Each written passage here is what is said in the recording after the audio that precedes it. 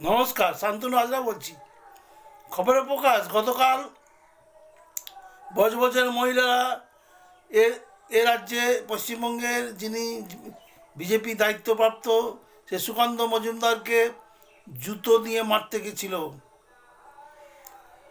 এটাই ভবিতব্য, এটাই হয় যে যে যে দলটা সুকান্ত ভট্টাচার্য করেন, সুকান্ত মজুমদাররা করেন, সে দলের বিসমিল্লাহ গলদ। ওদের নেতারাই সেটিংয়ের তত্ত্বে বিশ্বাসী, সবসময় শত্রুর সঙ্গে সেটিংয়ে চলেন এবং নিজেদের মানুষ, নিজেদের কর্মীরা তাদের স্বার্থটা দেখেন না। তারা সবসময় নিজেদের ওই দিল্লির গদিটুকু আঁকড়ে থাকার জন্য শুধু সেটিং আর সেটিং। ভবিষ্যতে বিজেপি দলটা আর কেউ করবে কিনা সন্দেহ।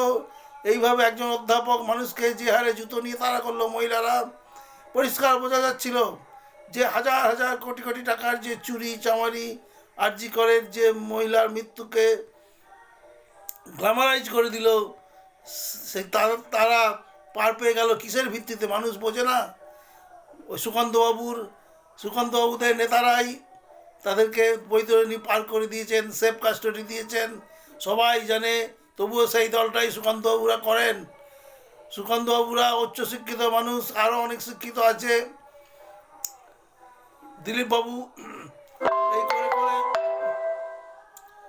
ব্যতিব্যস্ত হয়েছিলেন, উনি এখন ছাড় পেয়েছেন।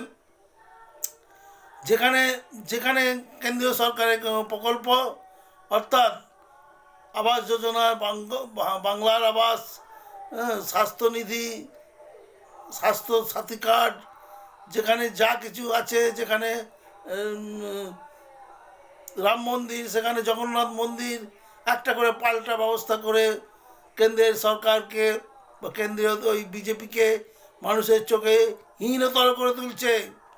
সেইটা অমিত শাহ জানে না, সেটা ওই আরএসএস জানে না। তবুও তারা প্রশ্রয় দিয়ে যাচ্ছে দিনের পর দিন। এই চুরির প্রশ্রয়কে কেন্দ্র করেই ওরা বেড়ে উঠছে এবং বিজেপি কর্মীরা মার খাচ্ছে। নিচেতলা বিজেপি কর্মীরা শহীদ হচ্ছে, তারা জয় শ্রীরাম বলে, কিন্তু উপরতলার নেতাদের কোনো এ বিষয়ে হেলদোল নেই। এটাই ভবিতব্য, এটাই হবে আগামী দিনে। এই সুকান্ত মজুমদারকে গাছে বেঁধে রাখবে বা ল্যাম্পপোস্টে বেঁধে রাখবে, অথবা মাথার অর্ধেক কামিয়ে দিয়ে দিলীপবাবুকে শহর ঘোরা ঘোরা করাবে। এটাই হবে।